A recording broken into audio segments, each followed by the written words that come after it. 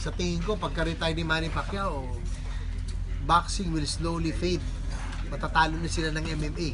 No? Kasi mixed martial arts or UFC is becoming more exciting than boxing. Tapos magkakaroon pa ng ganitong mga decisions that are very questionable. So, malaking dagok to sa boxing.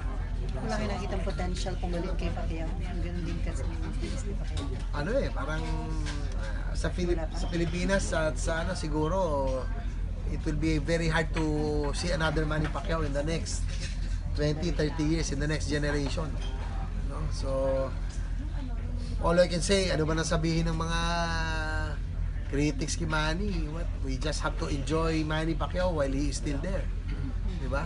One of the best boxers ever to climb on top of the ring, and it's a Filipino. Diba? Hiwalayin natin yung politics, hiwalayin natin yung boxing, diba?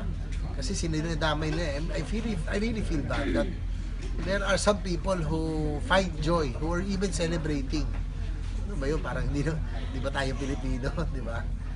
Hiwalayin natin yung politika, hiwalayin natin yung pagiging boxing legend ni Manny Pacquiao.